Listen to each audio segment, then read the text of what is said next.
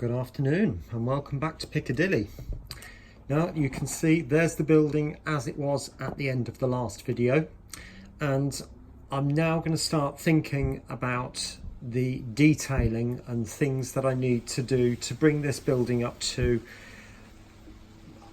realistic standard, if you understand what I mean by that, for a model. Now I have gone ahead and done one or two little bits. Again, I can't show you the picture of New Mills, unfortunately, the actual building, I'm afraid. You may remember I did ask the question about whether it would be okay to use Google Images on YouTube. And even though YouTube is owned by Google, as far as I'm aware, some images are copyrighted and others are free to use. But I can't imagine that any picture of New Mills or Manchester Piccadilly or anyone like that would be a copyright free picture, unless, you know, I just can't imagine it.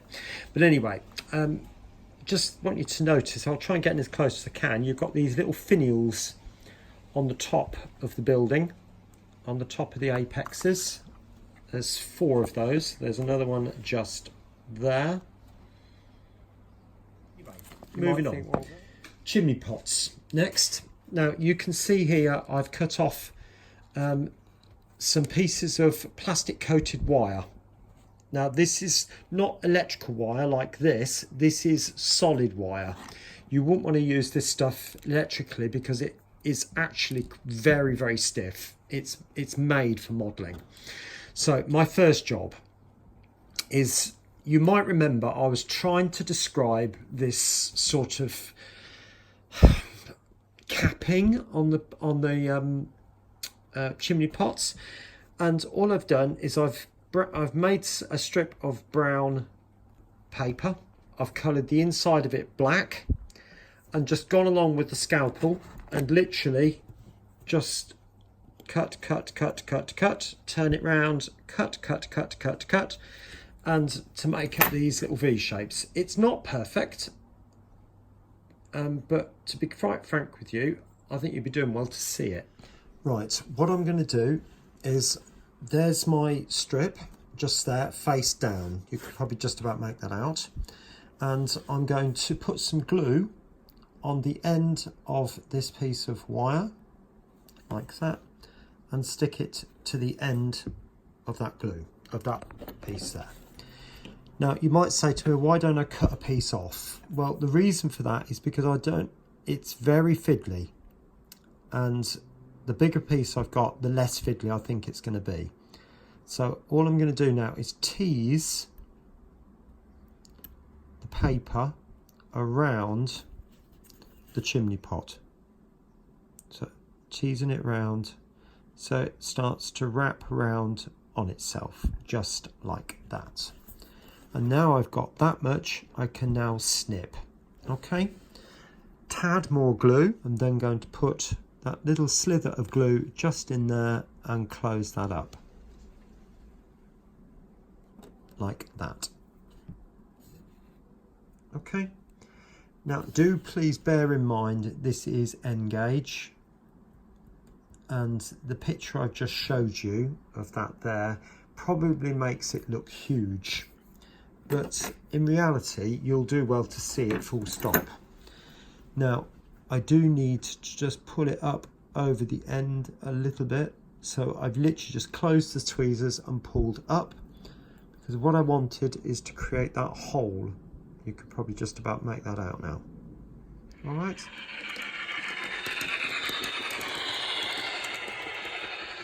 Right, there they are. Now you might be thinking, well, there's only 3 there, John, you need 7. Well, I couldn't resist, and I've actually gone ahead and put the 4 in. Okay. Now, that does look a little bit of a mess at the moment, obviously, because it's still wet glue, but once that dries, it will be fine, I'm sure. And then a bit of touch-up paint around. I've still got to paint the actual pipes of the chimney. I'm not going to leave it like that. So I will tidy that up. But what I actually went ahead to do was I then took each each chimney pot, once it had dried, little pool of super glue, and I literally just rolled the head around in the super glue, just like that. And then, as you've seen, a little bit of blue tack, white tack, whatever you want to call it, just to support them. Okay, so I'm now ready to put the pots into the chimney itself. So a little bit of glue. This isn't rocket science, and I've drilled a 2mm hole, and you literally just plonk them in. Obviously the chimney pots are in now, like you can see. That does need to be painted and sorted out. That chimney pot, the chimney stack there, tried to strain it up. It has been a little bit reluctant. I will need to play with it a little bit more before the glue goes off. But I'll move on and get the gutter sorted. Right, now to do the gutter, what I'm going to do is to cut off a strip which is about 2mm wide. You might be thinking, well, that's nearly a foot, but yeah, I'm going to make it into a V shape. So make one incision and then another incision for the halfway point. And down the bottom, do the same thing again. Right, obviously I'm going to cut that strip off. This is an A4 piece of black card, and that I'm sure will be absolutely sufficient for what I want. I never press very hard on that, so that's come off fairly well. Now I'm going to fold that, just get it to crease over. Okay, I don't know whether you can make that out, but there's, yeah, there you can just about see that is a V shape. All right, so I'll get all that done. I'll come back to you in a second.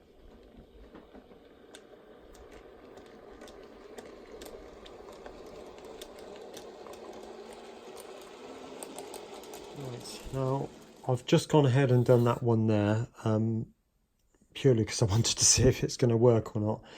So what I'll do is I will show you this back section just there. Okay, so I'm going to measure it off, and obviously that's going to come to there. So, and cut like that. Make sure that it's a nice tight V, and then a bead of glue running all the way along the back. Tiny bead of glue, just like that. Now the idea is, if I show you on this piece of card, there's the roof, yeah, and the gutter sits in there like that. So I know I've drawn it quite fat, but that's your gutter just there. So I know its gutters are not normally V-shaped, but this is N gauge, like I keep saying. And to be honest with you, you'll do well to see the gutter in the first place, let alone whether it's a V shape or not. I mean, some people have used the half round plastic card strips you can get, and that's a good idea. Right, there's all the gutters done. Okay, all the way around. I know you probably won't see the back of the building very much because it's going to be covered with trees, but I do want to finish it to some degree. Okay, my next job is to paint these chimney pots, which are now gone off. There's the chimney pots painted up using the photographs I had available.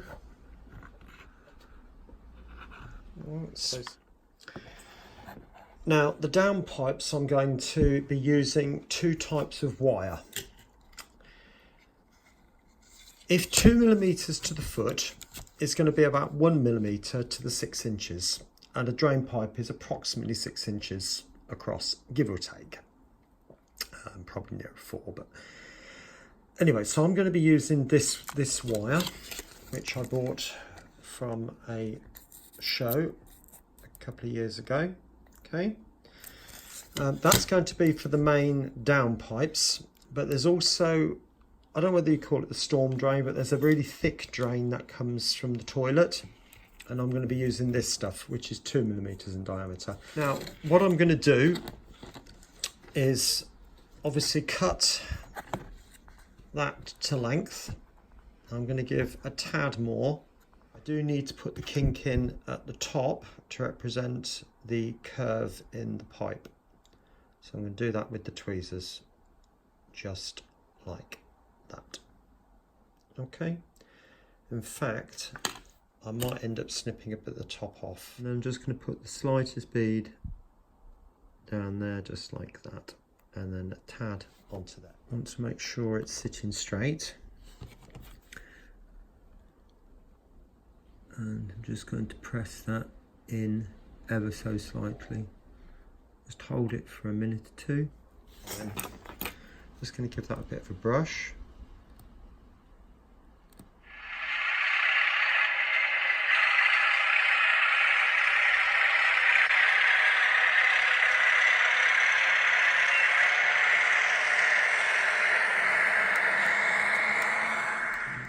There's all the downpipes. And then one in the corner. There's a couple here. I've got a feeling in reality this building sits slightly proud of this part, so there's a bit of a corner there, and that pipe's actually in the corner, but never mind. And I've even put one round the back there. Now, in reality, there would be a whole load coming down the back here, but because we're not going to see this because it's going to be covered with trees anyway, I'm not going to bother in the same way I didn't bother with any windows. Okay, now there is a pipe coming from there, and it comes down here and then curves round to meet up with a pipe going down that way. Okay, now what I'm going to do first of all is I'm just going to drill the hole. I believe it's there, so it's nearer this window. Yeah, so it's not far off the corner of that sill there. So I'm going to drill a 1mm hole, and I'm going to do it all the way through. Okay, now just to give you a foresight of what I'm going to do, I've already drilled a piece or a hole through this piece of scrap card. So then I will put that through.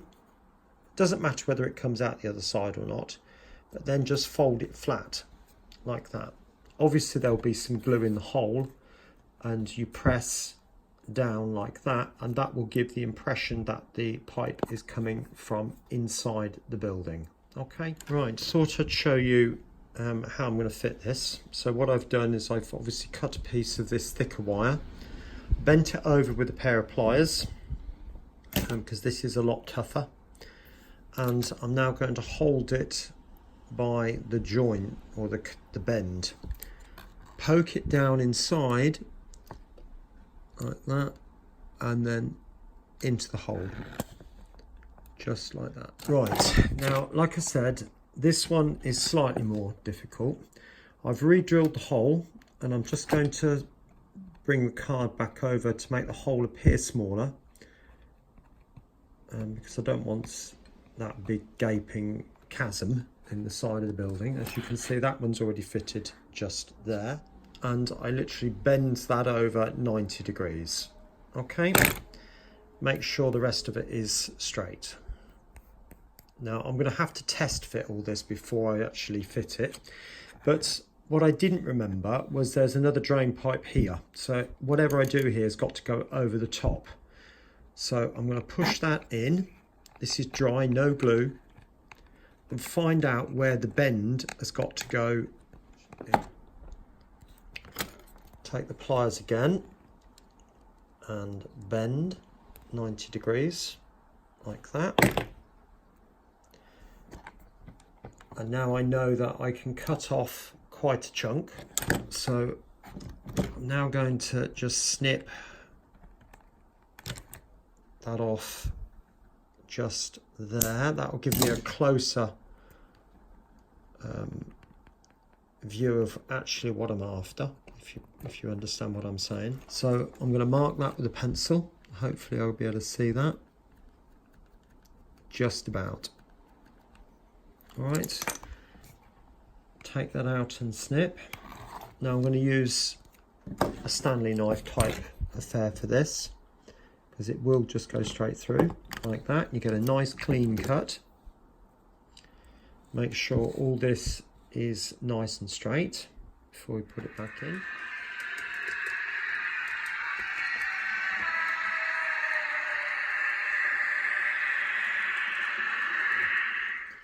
So, like I said to you before, gutters have been put in all the way around, both sides there, or down drain pipes I should say. Another one just there. They're all in. This big crossover one now is in. You can see that sort of goes around the vertical one there, around to there. Also using a very similar method. I don't know what that is, whether it's a TV cable or something here, electrical cable of some description. It could be an alarm cable, I don't know. But there's that, and also one last one, which are these wires going down on the side of the building. Again, I don't know what they're for. But apart from the canopy, which is going to run across at this point here, that is the building pretty much done. And obviously it needs to be weathered and dulled down by quite a lot. It's still quite shiny in places, so I won't leave it like that.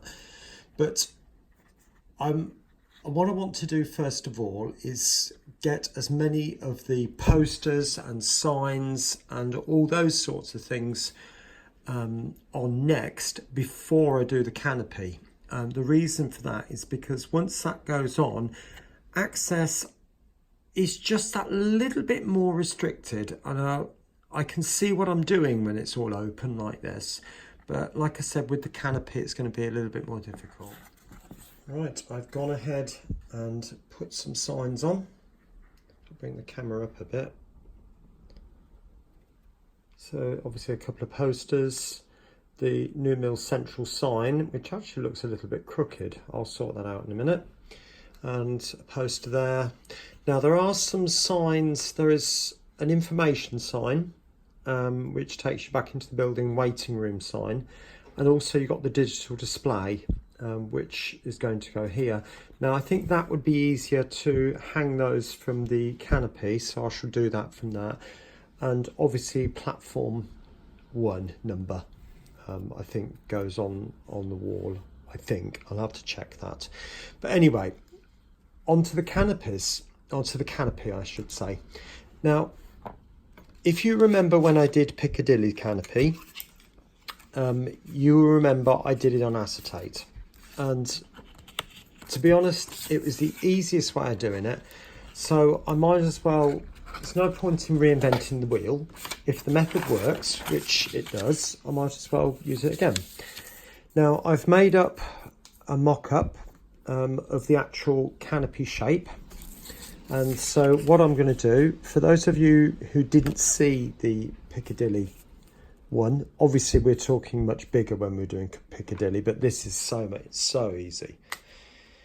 I take something like a Sharpie, something you can draw on acetate with basically, and then I'm literally just going to draw around it. That's that. Now what I need to do now, obviously there's 7 of those, I think, is there 1, 2, 3, 4, 5, 6 of those to make.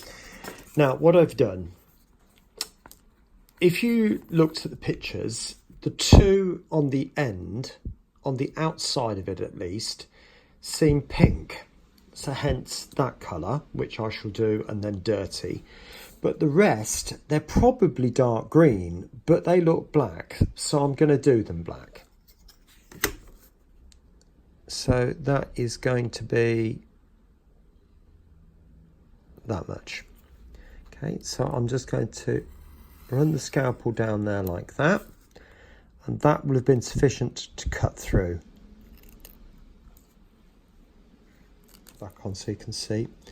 I'm literally just going to lay it over the top like that and cut This is sticky label, by the way, just in case you hadn't realised. Standard sticky label, which I've gone over with a black marker pen and a pink marker pen. Sorry, I should have said that. And this bit, I'm going to press, press, press, until I get it the shape I want. I thought I'd show you what I meant. So I've stuck the sticky label strips on both sides, okay? There's only the pen on the one side at the moment. So I'll cut another strip. So I'm going to take it from one side to the other like that. It's not stopped there. It's gone off both ends, if you know what I'm trying to say. And then off the angle, then I'm going to double it back on itself. Actually, it might be all right. I might be just be able to put it straight. Right, there we are. So all the pieces are now made. That's the drawing. So 6 pieces. And if you remember, I said that there'd be 2 pink pieces and they would go on either end. And I've obviously done the inside black.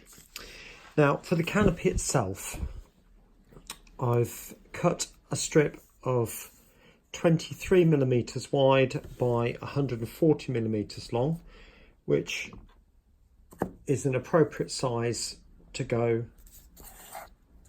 in just there. Okay, and then cover this in the slate paper. Right, so there we are. I've covered this piece of card and painted the bottom side of it different. There's a couple of greys in there, and then streaked it back and forth, and then put the tiles on the top.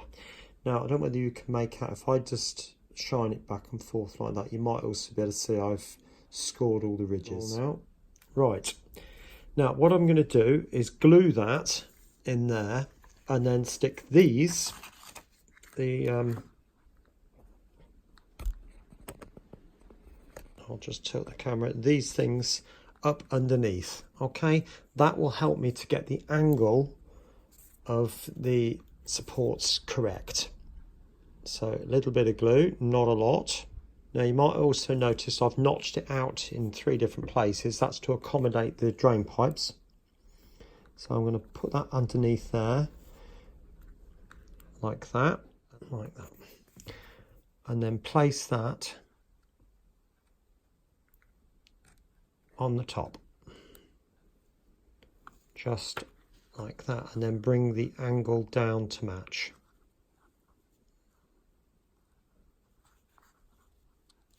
Like that, and then I'm going to have to put that one just there.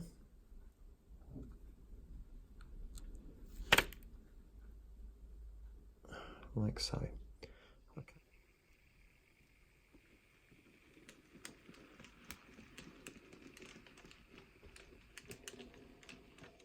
Right, as you will see, I've gone ahead and done a few bits. There's the canopy.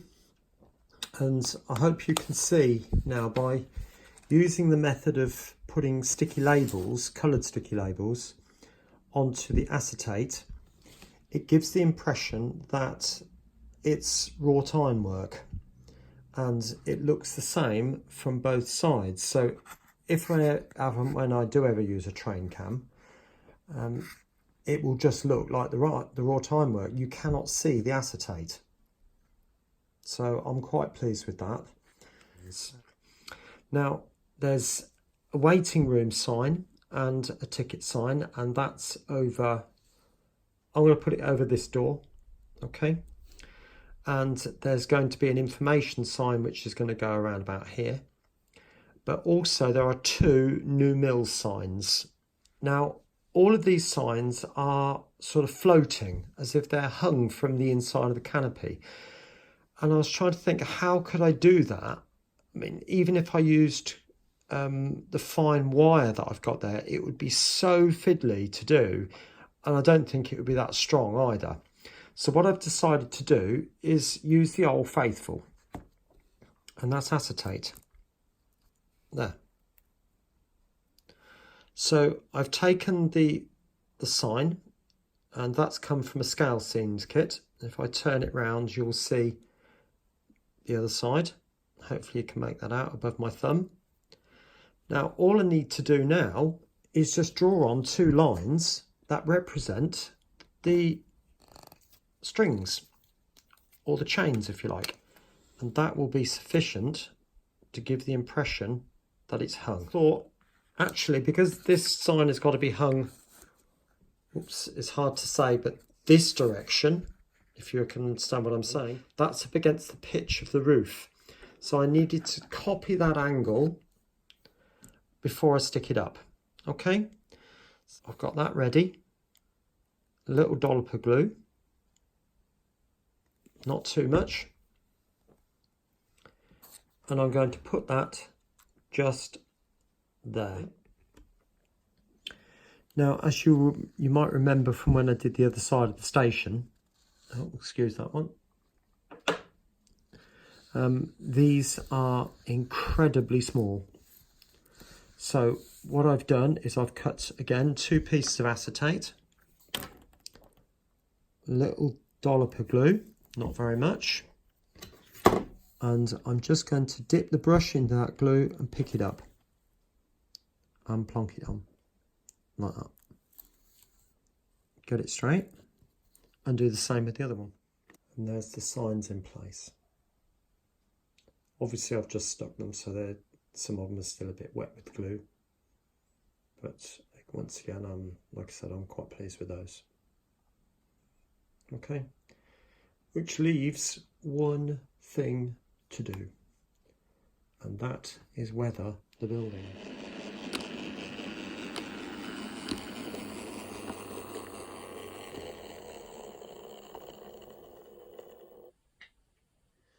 Right, I am now ready to weather this building. Now, before I do anything, one of the things I've just done is to matte varnish it, and I'm choosing to use this stuff. Again, other brands are available.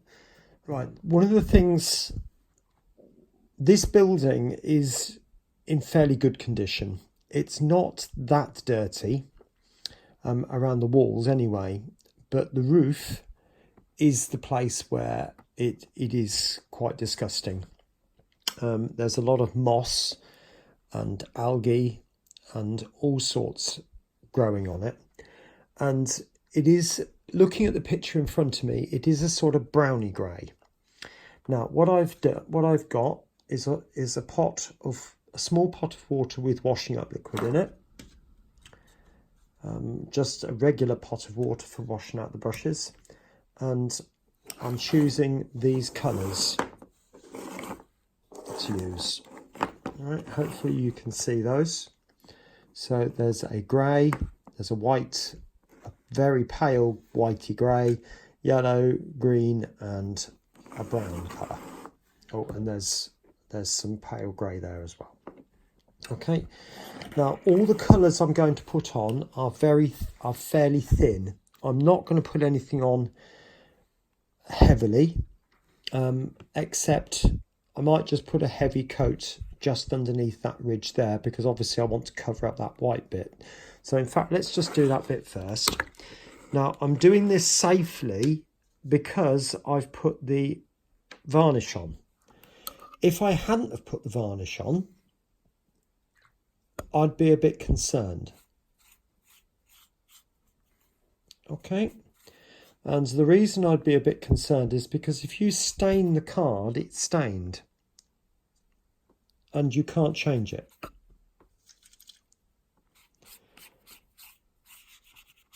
So I'm just putting on a brown wash, and I'm just going to wipe some of that off. The washing up liquid helps to spread it out. Now on the roof itself, I'm going down into the water.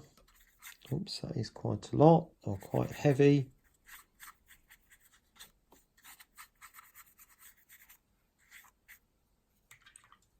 So just wiping some of it off.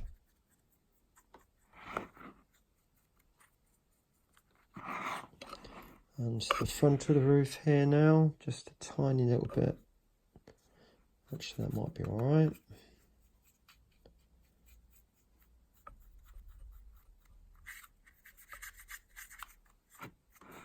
and a little bit just there.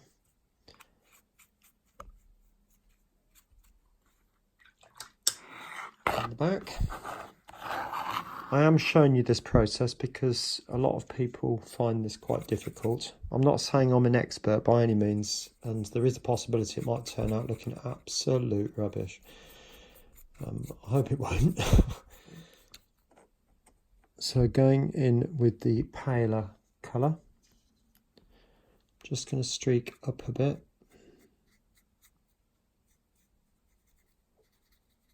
Keeping this all quite low to the bottom, because this will give a basis for the... In fact, I want to turn the building upside down. Do it that way. Not an awful lot on this bottom section, just a bit. Says that. Oh, excuse me.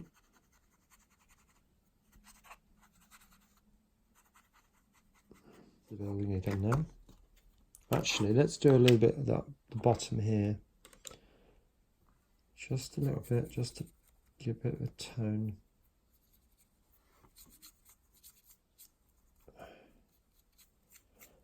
I'm sort of doing it in a crosswordy type fashion, making sure I don't leave any hard lines. A tad.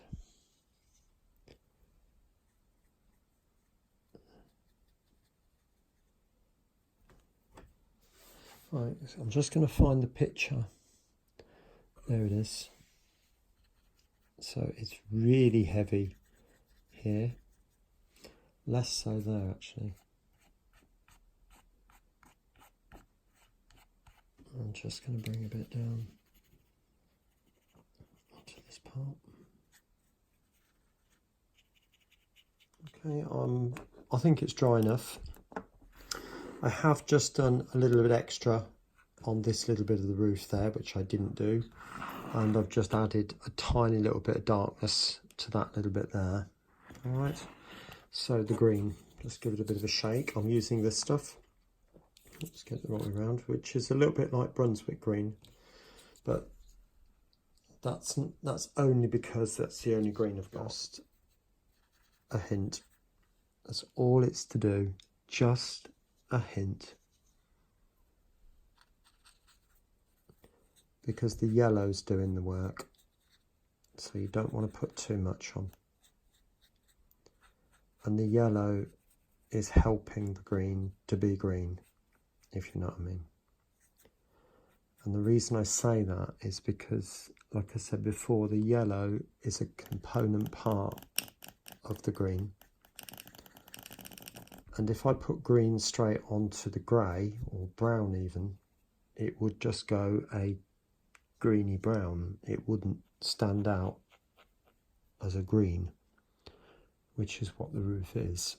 And moss and lichen has pale bits in and dark bits in it. And I feel that you should portray, if you're going to do it, different shades, different tones. It makes the image look an awful lot more interesting. It gives the eye something to focus on with a little bit more, I think. Oops, that's a bit too much. So I'm just going to streak on just a few more little bits. Like that.